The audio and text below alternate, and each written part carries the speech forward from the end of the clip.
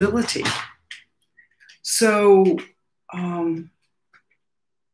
meanwhile, I'm going to do this lecture because there's an article that just came out on mitochondria, and I'm going to review it for us, with us, together.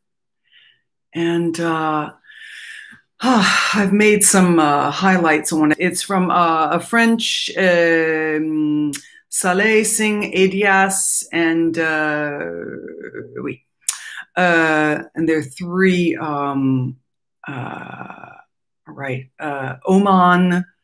Sultan Qaboos University, Faculté de Médecine, Port-Royal, and Paris, France, and Birmingham, Alabama, Integrated Center for Aging Research. So let's, I may contact the Alabama group today.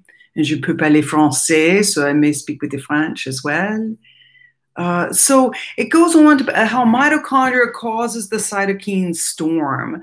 Mitochondria regulate the cellular functions and provide energy according to the body's needs. Now, I talk about that in a pro-oxic way, ultra-oxic way, best case scenario oxygenated way, because appropriate mitochondrial functioning relies on oxygen and iron uptake.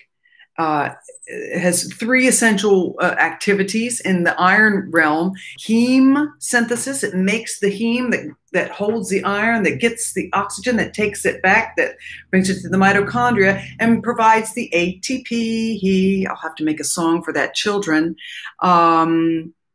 The iron is made by iron sulfur cluster biogenesis. I'll have to look up the sulfur. I didn't know there was sulfur involved in there. And storage in mitochondrial ferritin. So ferritin goes and grabs iron, holds on to it until the body has a big oxygen need, and stores it when it's using oxygen. And when it's not using oxygen, iron can be toxic and it grabs it all up. Iron is not needed in first trimester. It's one of the few arenas in biogenesis, embryogenesis, where that magnetism of iron and oxygen is also magnetic. And together they are zero magnetism. You can't detect it. We're going to talk a little bit about fMRIs today, because that's how they detect function in the fMRIs, is that we're thinking about reading. Here's a person, right? And they're thinking about reading. Oh yeah, I love to read. So we're thinking, I was thinking about this, we're reading. Okay, great. It's in this back area of the left hemisphere. There's a connection to the prefrontal prefrontal cortex. This is, I'm guessing from my knowledge that this is where these are, between Wernicke's and Broca's. You're going to find this reading thing. You're going to find it here, and you're going to find it, oh yes, I'll learn something new. So you're going to get a little bit in the right hemisphere where there's creativity. And so in the brain, you have to have both sides of it. You're going to have, this is the right hemisphere, you're going to have a little bit there, and this is the left hemisphere. You'll have a little bit in, oh gosh, around here, I would say. And then in the medial prefrontal cortex, right in the center of the brain, back, you know, around this area. So that's my guess. That's my guess. And that's what the fMRI, the functional magnetic resonance imaging, will do for us. It will show us what fires. And what happens when you fire? You burn energy. And what is the energy? Oxygen. So hemoglobin gets oxygenated, and the oxygen is taken to the mitochondria for all cell function. This article goes beautifully into that the mitochondria, oh boy, it goes into all the problems that mitochondria do first, as though it's some sort of, you know, get rid of the mitochondria. But no. Oh man, it goes pages and pages. At the very end, it says Actually, mitochondria are our best friends, our best buddies, our soldiers. We wouldn't be here. We will be sliming along the ground millions of years, as we were millions of years ago, if it weren't for mitochondria. That's how important they are. So, oh gosh, in the fMRI, big machine, right? Big machine that we slide in and we sit there quietly, don't move. And this big, huge magnet that's looking for magnetic signals. Goes all over looking for magnetic signals. And that magnet, guess what it's surrounded by? Copper. Copper protects the integrity of the signal. That signal's not going anywhere but into the computer. If the copper weren't there, it would fly into outer space. So that's what the copper does. It protects. This is copper, Cu, and this is a magnet. Very, very powerful magnet. So iron is magnetic. Iron, we know that. Iron is magnetic. It's got a negative charge, and it's a 2 negative when it goes and picks up the oxygen. Keep going back and forth on this. Oxygen has a positive charge, and they stick together, and they demagnetize each other. There's no magnetism there. So that's what the magnet cannot see. The magnet cannot see when there's iron and oxygen are stuck together. When they're stuck together, it's blind. It can't see it. But when oxygen is used in the areas of the brain we mentioned, it peels off, goes to the mitochondria, creates the function, and the iron is loose again. I think it's in a 3 model, but it's still got a negative charge, and the magnet picks up the deoxygenated hemoglobin, the hemoglobin that has lost oxygen due to function. And you'll see those 3 areas in the brain, if those are the areas, you'll see them light up. It's very exciting. It's very amazing how that works, but it picks up the oxygenation. So, it's very counterintuitive. It's kind of fun to understand, when you see something that looks obvious, like the mitochondria are the problem, guess what? The mitochondria aren't the problem at all. They are the solution. Those are the people who are not getting it, are the ones who have healthy mitochondria. So, I think this paper should make that clear from the very beginning. Mitochondria are our friends. They are the warriors. They are the rescue. They are the fortress. And if you're hypoxic, you have disease, you are overweight, you have all those things, and the doctors are trying to make a pill or a vaccine, God help us if they go after the mitochondria and try to disable the mitochondria. Please don't do it that way. Please don't do it that way. And then they'll give you another pill, another pill. I'm so grateful I went to Hopkins. I'm so very grateful I'm a Hopkins graduate, because you know what? Bless their souls. Hopkins, there it is. I had a great year there. Hallelujah, Hopkins. They look at the solutions, no matter what the cost. If it costs them $100 billion to say mitochondria are the answer, not the problem, they'll do it. That's integrity. And everyone should have that kind of integrity. Because at the end of the day, we want to live and thrive and evolve within a human lifespan. Excellent. So let's go back to our paper. Let's see. What happened to it? All right, I'm kind of at the end of it, but it goes. It's fascinating in that it says during hypoxia, just like the Nobel 2019 prize in physiology, hypoxia is the cause, not the mitochondria. Hypoxia is the cause of mitochondria distress. And this article goes on and on and on. I'm going to put it in the notes today. It talks very much about how, talks a little bit about manganese. Reduced mitochondrial respiration, that means hypoxia, causes abnormal metal distribution, including manganese, copper, and zinc. Bingo. Bingo. Reduced mitochondrial manganese, that's why I'm taking manganese, can result in mitochondrial dysfunction because they're even more starved because manganese pries oxygen out in emergencies for them.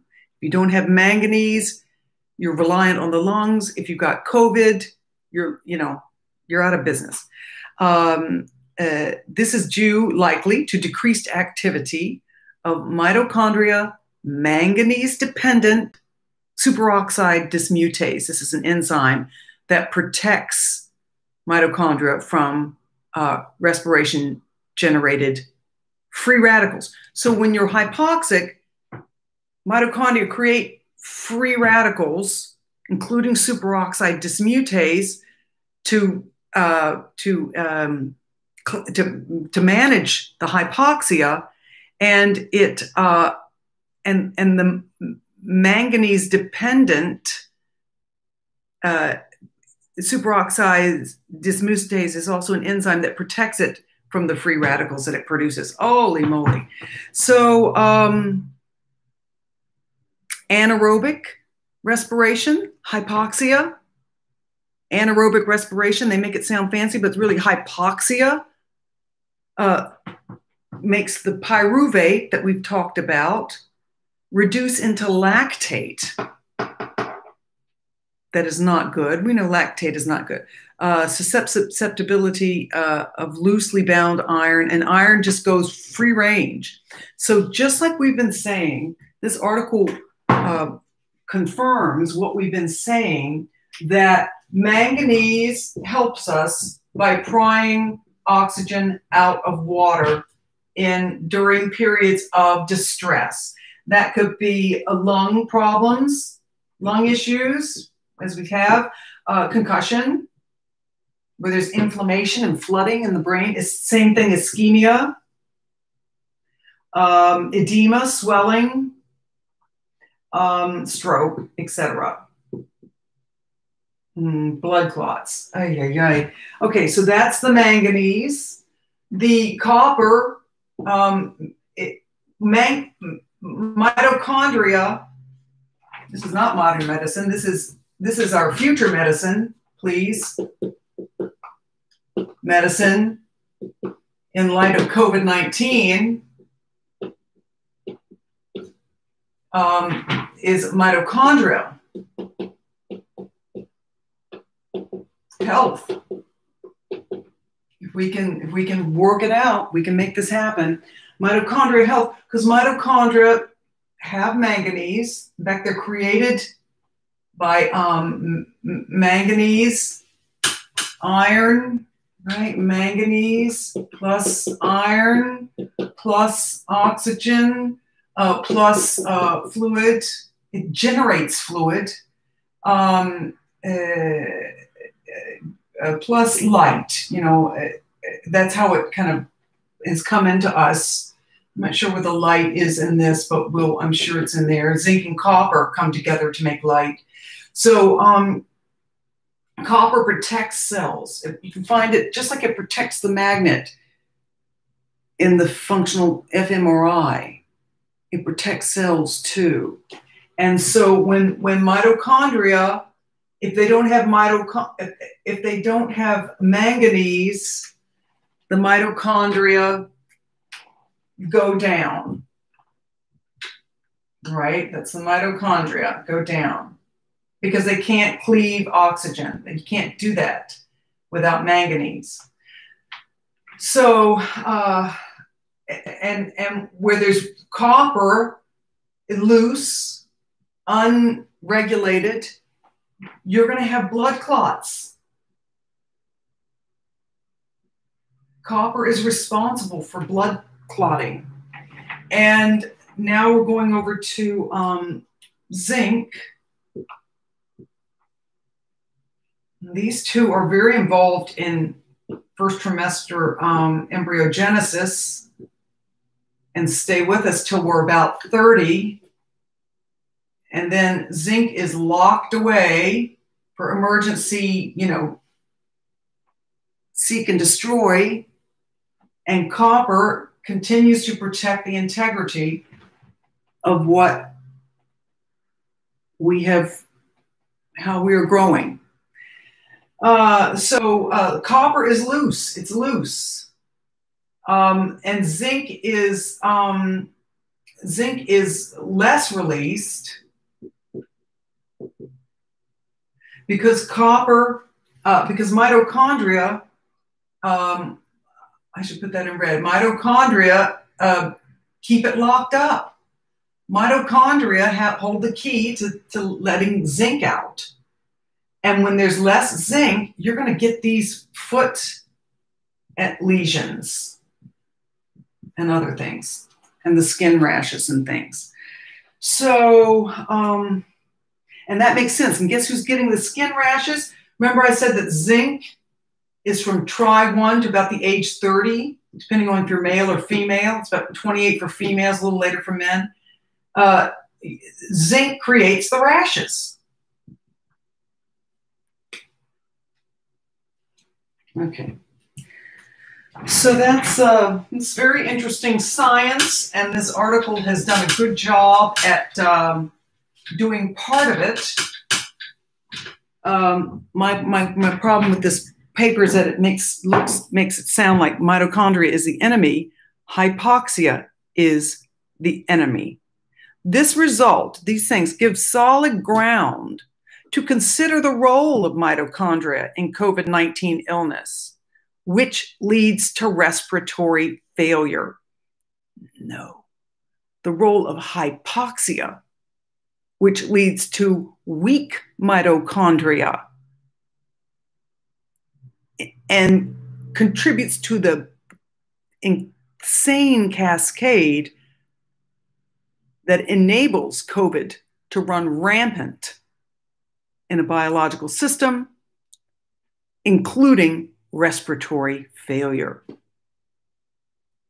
So a dysfunctional mitochondrion would result in iron accumulation due to its incapacity to metabolize iron.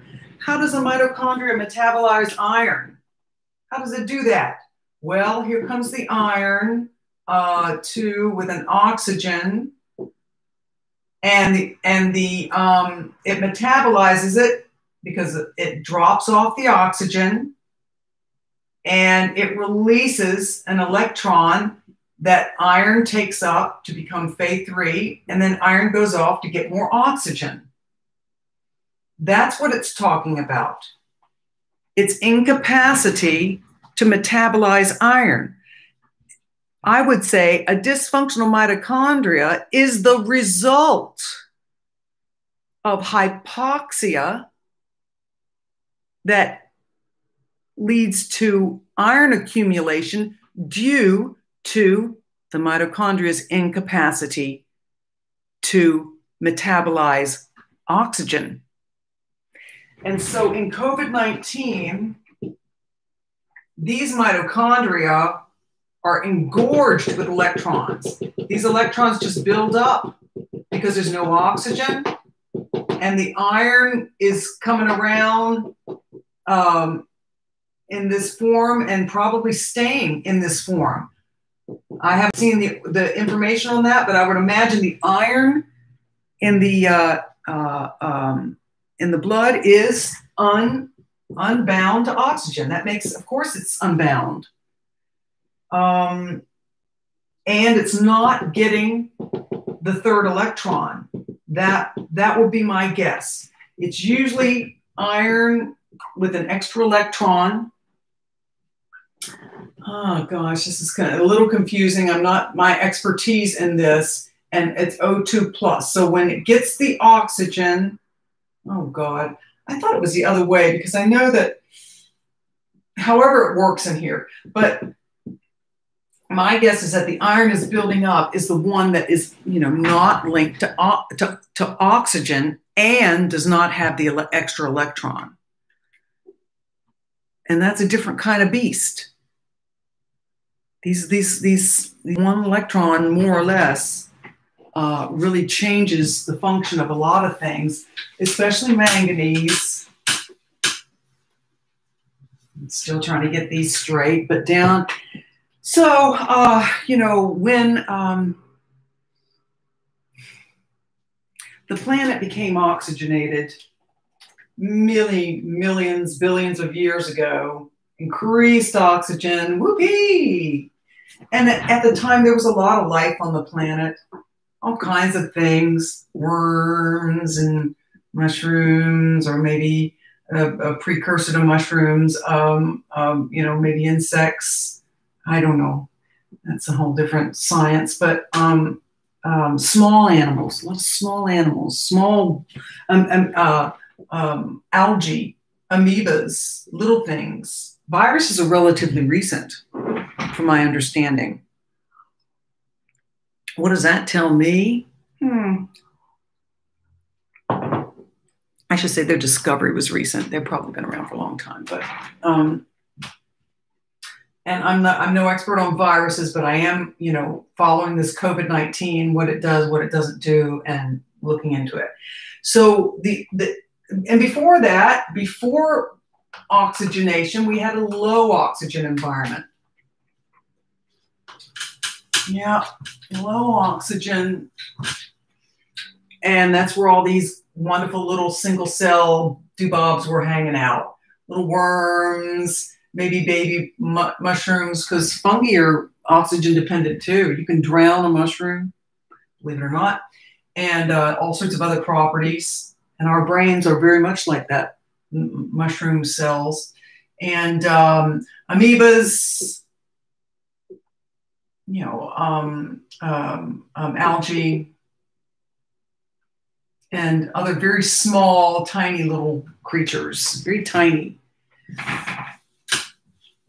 that survived a bump in oxygenation. These guys survived it, but they survived it add mitochondria, which are metals-based bacteria.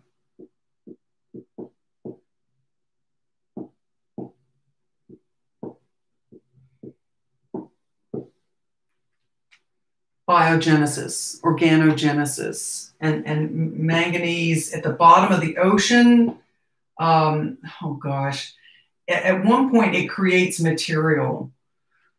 I'm not sure if they're losing or gaining these electrons. I have to brush up on all of that as I keep going here. It's a lot of stuff to understand. But at the bottom, it decomposes, but I thought it also composes as well. One of these stages, you add sunlight.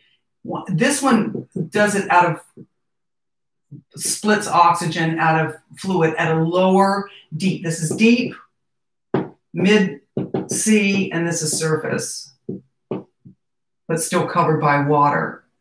And this one with sunshine, I guess this is where the material is built, builds material.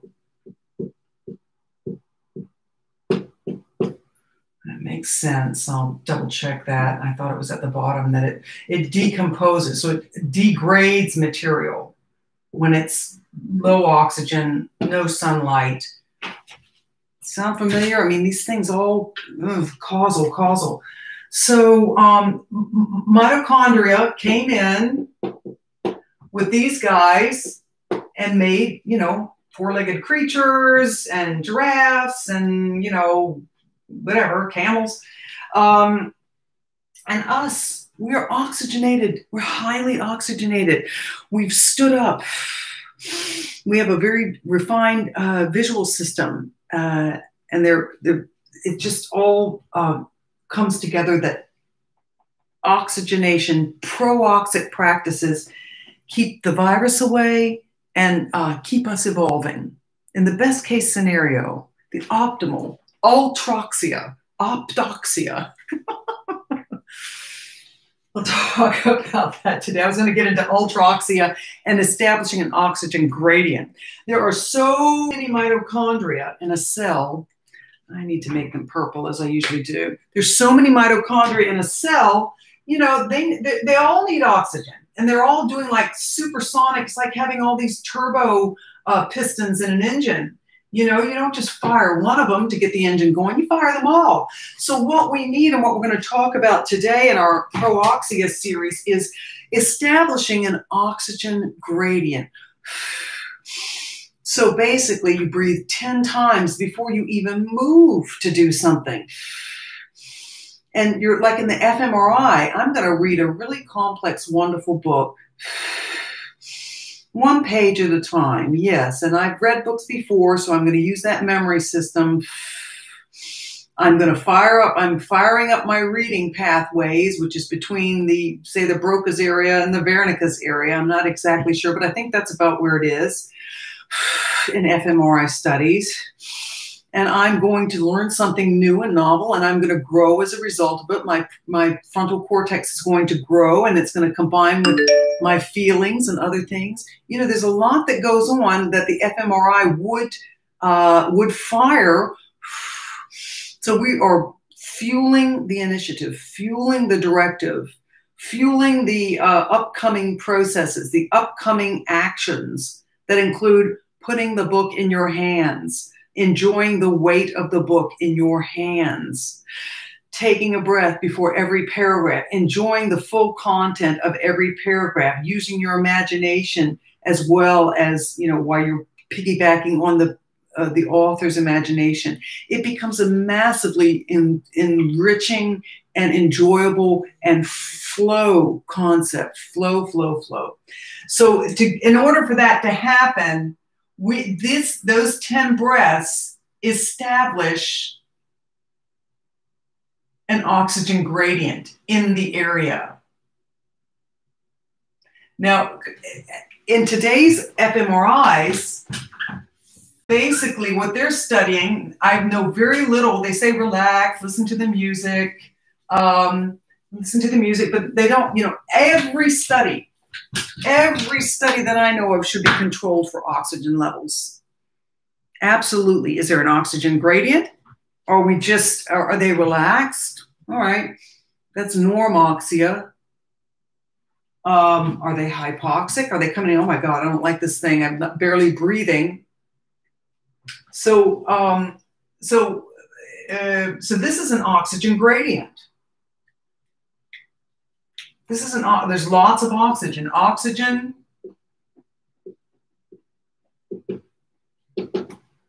And the cell, the reading cell, let's say this is a cell with all its, you know, things to memory and things to vision. And so the signal comes along, and this cell is responsible for, you know, reading T's. There's a group of cells that reads a T. Oh my gosh. And so that cell goes boom, boom, boom, boom, boom, boom in light of an oxygen gradient. Okay, so that's the oxygen gradient. Yay, it's a good thing. The oxygen gradient is our friend. Yes, yes. We want the oxygen gradient. We want the oxygen gradient. Now let's look at a typical a normal fMRI, and they just have the same cells, and they're in a big old rattly machine that makes a tremendous amount of noise, a lot of noise pollution. They put some earplugs on or earphones, and they play you some sort of rock music, whatever. And you're supposed to think while you're listening to music. They usually have music, and if they don't, it's just a lot of noise. And so there's no real, it's just kind of normal. This is ultroxic. I call this ultroxia. Ultroxia. And this is kind of normoxia. And so there's no real oxygen gradient. It's just there's oxygen all over the system, and it's floating around, da-da-da-da-da. And so there's, you know, there's a little bit of oxygen just passing by. just passing by in a cell. We haven't really primed, thought about, doing anything. Here we've thought about it. Reading is a very specific thing, and we can increase. It's like when we oxygenate playing tennis. I'm going to play some tennis. First thing I feel is my neck and shoulder, because that is a shoulder game. If I'm thinking bike riding, it goes in, these muscles activate when I'm thinking about what I'm going to be doing. And I'm sure it will do that to you too, to the extent that you're fueling the imagination to engage, to pre-engage these muscle sets. This is prooxic outcomes. And most of us are hypoxic. So we have to, reverse that. And I'm writing a book on that. I spoke with a publisher yesterday. It's going to be all good. It's a good time for me to do, put my work out in this field. So here's the cell in the normoxia. It's got, it's got all the things too. It has an experience with it. And if you have a history of oxygen gradient, man, you've got all sorts of things going. You've got imagination. You've got creativity. You've got, I'm going to write my own story. You've got, there's an oxygen gradient cell trained with an oxygen gradient, enriched environment, and it's enriched because you're present. You're in the flow. You're wow. I so enjoy reading this book with this table here, and there's such a breeze outside. It's kind of going with me as I read the book. I'm in the flow of reading this book. Oxygen gradient, oxygen gradient. So this is kind of normoxic, which can turn to hypoxic. Oh my God, what are they seeing? Am I really reading? Oh gosh, I'm not sure if I'm reading or not. You get all kind of epileptic. Hypoxia. Okay, so here's the cell there. And this cell, the signal comes, and I said the signal came over here. We looked at this when the signal comes to the oxygen gradient cell, it fires and fires and fires and fires and fires and fires. It repeated fires. It can fire repeatedly. Yeah, great. Turbo. Over here, because there's not very much oxygen, it's just kind of floating around, it fires and then it goes down in oxygen level. It deoxygenates, and it takes like up to 15 seconds to re-oxygenate. So it has to kind of help me. It kind of has to pull it in. It has a resting kind of some function, and there's antioxidants released. There's oxidative stress. There's any number of things that start to cascade. And if you keep pushing the reading, keep pushing it on this, the signal sort of peters out. Well, we have to find other cells to do it. So this is the importance of oxygen. And if there's low oxygen, if there's hypoxia, and the cell is, it just barely, it's more, oh gosh, you get a one shot, half a shot from the cell. It backfires and moves a couple feet and then says, find another vehicle.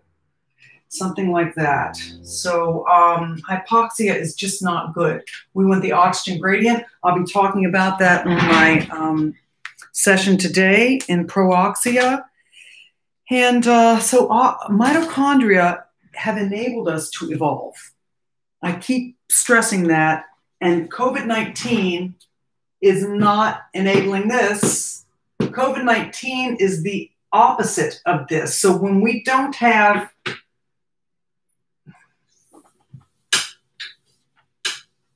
right? So oxygen gradient, fueling the directive, getting in the flow, fueling the system, evolve. This is evolution, oxygenated evolution. This is, surprise, surprise. Oh, it's magnetic. There you go. This is surprise, surprise. Boom, you made us fire. Now we have to repair, repair, repair, repair, repair so we can fire again. And it's going to take a long time. And we'll send a message to the DNA that this happened. And here, man, your DNA is ready. Your DNA is ready for change. And there's no damage. This is damage. This is kind of a damage zone when it depolarizes. And so it doesn't depolarize where there's an oxygen gradient. That's evolution. That's optimal evolution. That's our ability to evolve within a lifespan. It's very exciting, and I'm very excited to share this with you. There's so much more to talk about in this realm. Prooxia, ultroxia, primoxia. What else? There's so much to talk about. So COVID, all right, let's leave the note. Okay, we kind of understand. I hope you've got that. COVID works on a glucose gradient. In the presence of a glucose gradient, COVID seems to have a field day.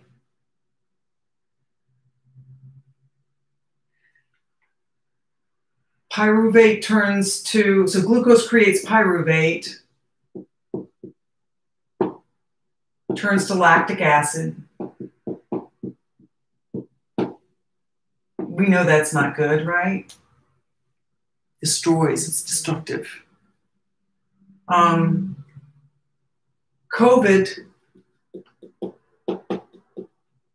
moves into our cell.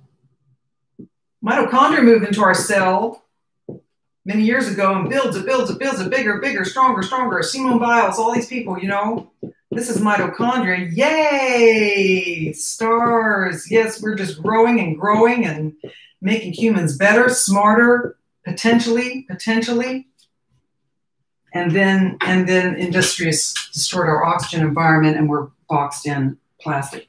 That's not good. So COVID moves in and, gosh, what was I going to say?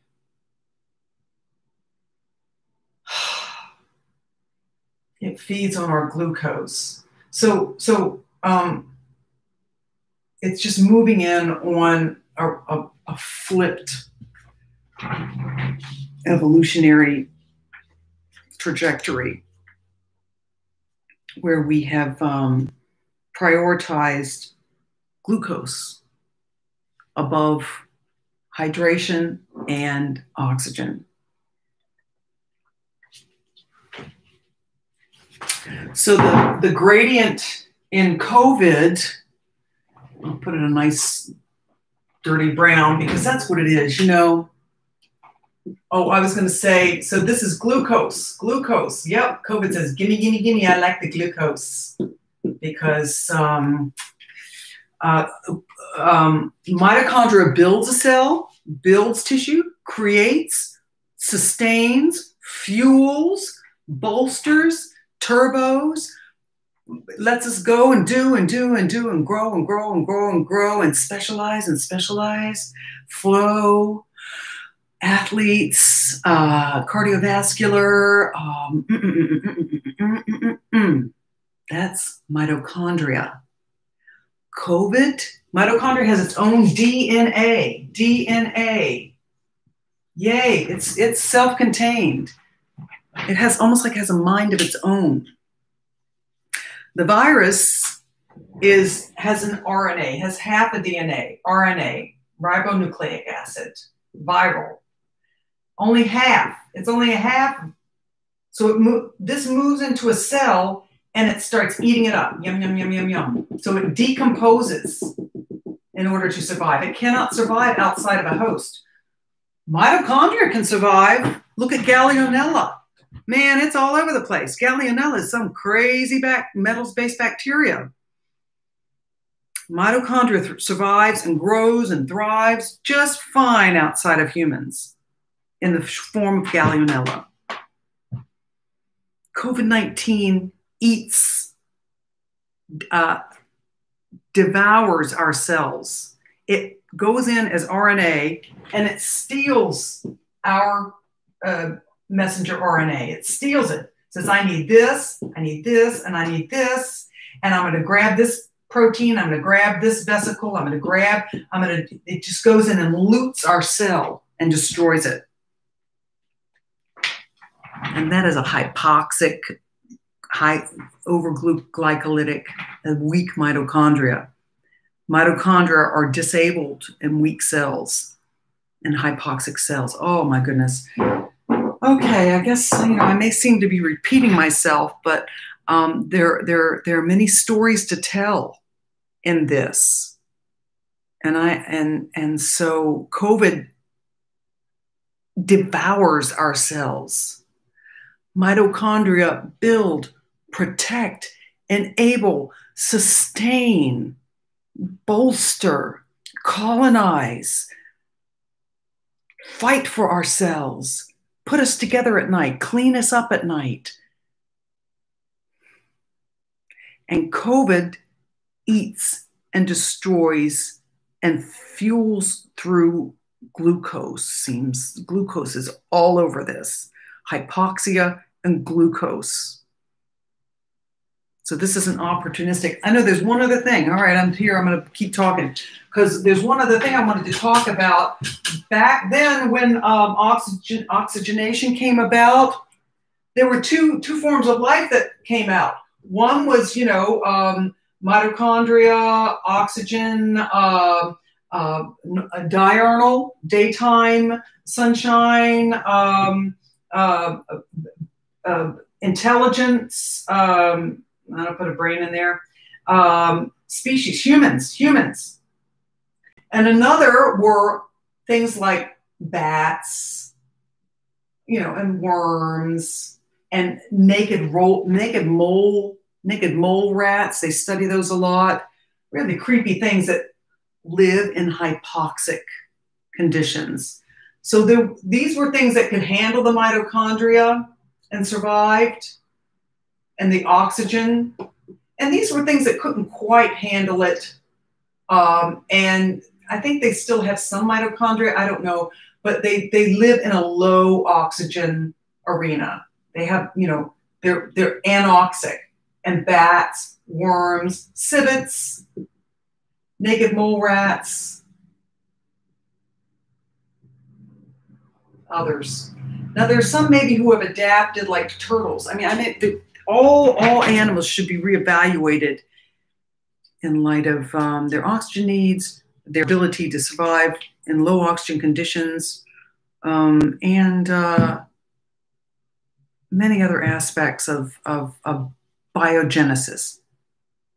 So it's very exciting. I'm going to cut off there. We'll come back to these animals because it's no coincidence that COVID-19 emerged out of bats, civets, and it wouldn't surprise me if it would have a field day with naked mole rats.